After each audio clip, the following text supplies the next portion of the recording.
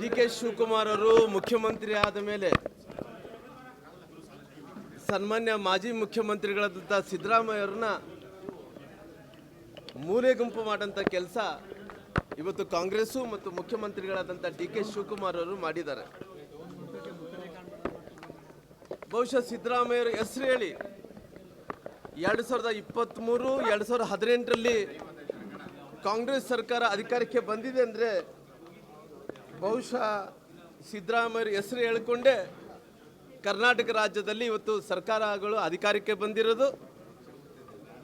ನಂತರ ಅವ್ರನ್ನು ಇವತ್ತಿನ ಪರಿಸ್ಥಿತಿ ನೋಡಿದಂಥ ಟೈಮಲ್ಲಿ ಇವತ್ತಿನ ಅವ್ರ ಪರಿಸ್ಥಿತಿ ಏನಾಗಿದೆ, ಇವತ್ತು ಎಲ್ಲಿ ಕೂಡ ಅವರು ಯಾವ ಕಾರ್ಯಕ್ರಮಕ್ಕೂ ಕೂಡ ಬರ್ತಾ ಇಲ್ಲ. ಜೊತೆಲಿ ಕಾವೇರಿಯ ನಿವಾಸದಲ್ಲಿ ಒಂದು ಕಡೆ ಅಂತೂ ಕಾಂಗ್ರೆಸ್ಸಿನ ನಾಯಕರು ಡಿ.ಕೆ. ಶಿವಕುಮಾರ್ ಅವರು ಹೈಕಮಾಂಡ್ ಎಲ್ಲರೂ ಕೂಡ ಸೇರಿ ಅವ್ರು ಕುಡಾಕಿದ್ದಾರೆ. ಆ ಕುಡಾಕಿದ್ರ ಜೊತೆಲಿ ಅವ್ರು ಯಾವುದೊಂದು ಕಾರ್ಯಕ್ರಮ ಕೂಡ ಬರ್ತಾ ಇಲ್ಲ. ಬಹುಶಃ ಮೊನ್ನೆ ನಾನು ನೋಡ್ತಾ ಇದ್ದೆ, ಕೆಂಪೇಗೌಡರ ಜಯಂತ್ಯೋತ್ಸವ ಸಂದರ್ಭದಲ್ಲಿ ಡಿ.ಕೆ. ಶಿವಕುಮಾರ್ ಅವರು ಮುಖ್ಯಮಂತ್ರಿಗಳು ಬಹುಶಃ ಅವ್ರು ಮನಸ್ಸು ಮಾಡಿದ್ರೆ ಸಿದ್ದರಾಮಯ್ಯರನ್ನ ಫೋಟೋನ ಹಾಕುತ್ತಾ ಇದ್ರು. ಅವರು ಮನಸ್ಸು ಮಾಡಲಿದಕ್ಕೋಸ್ಕರವಾಗಿ ಅವ್ರ ಫೋಟೋ ಕೂಡ ಕೆಂಪೇಗೌಡ ಜಯಂತ್ಯೋತ್ಸವದಲ್ಲಿ ಅವ್ರ ಫೋಟೋ ಕೂಡ ಕಾಣ್ತಾ ಇದ್ದಿಲ್ಲ.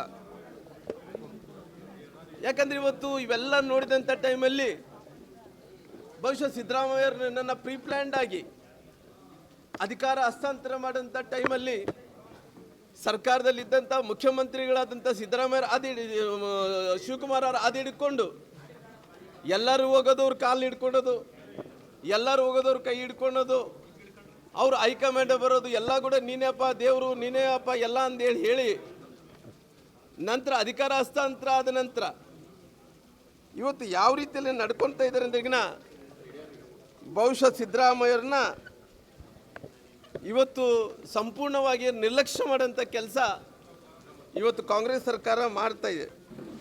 ಬಹುಶಃ ಇವೆಲ್ಲ ನೋಡಿದಂಥ ಟೈಮಲ್ಲಿ ನನ್ನ ವೈಯಕ್ತಿಕವಾಗಿ ಯತೀಂದ್ರ ಅವರಿಗೆ ಏನು ನಗರಾಭಿವೃದ್ಧಿ ಮಂತ್ರಿಯಾಗಿ ಅವರು ಏನು ಪ್ರಮಾಣ ವಚನ ಸ್ವೀಕಾರ ಮಾಡಿದಾರೋ ಅದನ್ನು ನನ್ನ ತಪ್ಪಂದೇಳಿ ನಾನು ವಾದಿಸ್ತೀನಿ.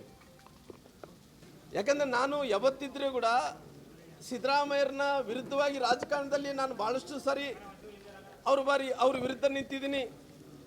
ಅವ್ರಿಗೆ ಒಳ್ಳೆ ಕೆಲಸ ಮಾಡಿದಂಥ ಟೈಮಲ್ಲಿ ಇಲ್ಲ ರೀ ಒಳ್ಳೆ ಕೆಲಸ ಮಾಡಿದಾರೆ ಅಂತೇಳಿ ಭಾಳಷ್ಟು ಸಾರಿ ಹೇಳಿದ್ದೀನಿ.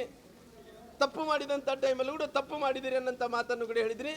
ಇವತ್ತು ಕೂಡ ಸರ್ಕಾರ ಏನು ಇವತ್ತು ಯತೀಂದ್ರ ಸಿದ್ದರಾಮಯ್ಯರಿಗೆ ಏನು ನಗರಾಭಿವೃದ್ಧಿ ಮಂತ್ರಿಗಳೇನು ಕೊಟ್ಟಿದ್ದಾರೋ ಅದು ತಪ್ಪು ಅನ್ನೋಂಥ ಮಾತು ಇವತ್ತು ಕೂಡ ನಾನು ಹೇಳ್ತೀನಿ. ಯಾಕಂದರೆ ಬಹುಶಃ ಅವರು ತಂದೆಯವರಾದಂಥ ಮಾಜಿ ಮುಖ್ಯಮಂತ್ರಿಗಳು ಮೂಢ ಹಗರಣದಲ್ಲಿ ಅವರಿದ್ದಾರೆ. ಈ ಮೂಢ ಹಗರಣದಲ್ಲಿ ಇದ್ದಂಥ ಟೈಮಲ್ಲಿ ಅದ್ರಿಗೆ ಸಂಬಂಧಪಟ್ಟಿದಂಥ ಮಂತ್ರಿಗಳಾದಂಥ ಯತೀಂದ್ರ ಸಿದ್ದರಾಮಯ್ಯರು ಮಾಡ್ತಾರೆ ಅಂದ್ರೆಗಿನ ಅಲ್ಲಿ ಕಾನ್ಸ್ಪಿರಸಿ ಆಗಲ್ಲ ಅನ್ನೋಂಥ ಪ್ರಶ್ನೆಯನ್ನು ಕೂಡ ಕೇಳಬೇಕಾಗುತ್ತೆ. ಯಾಕಂದ್ರೆ ನಾವು ಸಂವಿಧಾನದಲ್ಲಿ ಪ್ರಮಾಣ ವಚನ ಸ್ವೀಕಾರ ಮಾಡೋಂಥ ಟೈಮಲ್ಲಿ ನಾವು ಇವತ್ತು ಸಂವಿಧಾನದ ಮೇಲೆ ಪ್ರಮಾಣ ವಚನ ಸ್ವೀಕಾರ ಮಾಡೋಂಥ ಟೈಮಲ್ಲಿ ನಾವು ಕಾಯ ವಾಚ ಮನಸ್ಸಿನಿಂದ ಕೆಲಸ ಮಾಡ್ತೀವಿ ಅಂದರೆ ಪ್ರಮಾಣ ವಚನ ಸ್ವೀಕಾರ ಮಾಡಿದಂಥ ಟೈಮಲ್ಲಿ ಅವರೇ ಹಗರಣದಲ್ಲಿದ್ದಂಥ ಟೈಮಲ್ಲಿ ಅದೇ ಖಾತೆಗೆ ಸಂಬಂಧಪಟ್ಟಿರೋಂಥ ಮುಖ್ಯಮಂತ್ರಿಗಳು ಆದಂಥ ಮಗ ಯತೀಂದ್ರ ಸಿದ್ದರಾಮಯ್ಯರಿಗೆ ಅವರು ಅದೇ ಇಲಾಖೆಯ ಮಂತ್ರಿ ಆಗಿರೋದಂಥ ತಪ್ಪು ಅನ್ನೋಂಥ ಮಾತನ್ನು ಕೂಡ ನಾನು ಹೇಳ್ತೀನಿ. ಅಲ್ಲ, ಬಹುಶಃ ನನಗೆ ಗೊತ್ತಿರೋ ದೊಡ್ಡ ಸಂಖ್ಯೆಯಲ್ಲಿ ಗೆದ್ದಾರ. 2018 ಯಾರ ಆಶೀರ್ವಾದದಿಂದ ಗೆದ್ದರು? ಏನು ಇವ್ರು ಕಾಂಗ್ರೆಸ್ ಅವರ ಆಶೀರ್ವಾದದಿಂದ ಗೆದ್ರೇನು? ಸಿದ್ದರಾಮಯ್ಯರ ಆಶೀರ್ವಾದದಿಂದನೇ ಗೆದ್ದರು.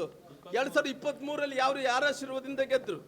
ಸಿದ್ದರಾಮಯ್ಯರ ಆಶೀರ್ವಾದದಿಂದನೇ ಗೆದ್ದಂಥವ್ರು. ಇವತ್ತು ಸಿದ್ದರಾಮಯ್ಯರನ್ನ ನಿರ್ಲಕ್ಷ್ಯ ಮಾಡೋಂಥ ಕೆಲಸ ಮಾಡಿದ್ರು 2023ಕ್ಕೆ ಈ ರಾಜ್ಯದ ಜನರು ಇವತ್ತು ಸಿದ್ದರಾಮಯ್ಯರನ್ನ ಆ ಸ್ಥಾನದಿಂದ ಇವತ್ತು 28ಕ್ಕೆ 23 ಚುನಾವಣೆಯಲ್ಲಿ ಗೆದ್ದರು. 28ಕ್ಕೆ ಏನು ಅವತ್ತು ಸಿದ್ದರಾಮಯ್ಯರನ್ನ ಮುಖ್ಯಮಂತ್ರಿ ಅಂತೇಳಿ ಜನರು ಓಟ್ ಹಾಕಿದ್ರು, ಆ ಮುಖ್ಯಮಂತ್ರಿಯಿಂದ ಅವ್ರು ತೆಗೆದಿದ್ದಕ್ಕೋಸ್ಕರವಾಗಿ ಅದನ್ನು ಯಾವುದೇ ರೀತಿಯಲ್ಲಿ ಕೂಡ ಜನರು ತಕ್ಕ ಉತ್ತರವನ್ನು ಕೊಡೋಂಥ ಕೆಲಸ ಮಾಡ್ತಾರೆ.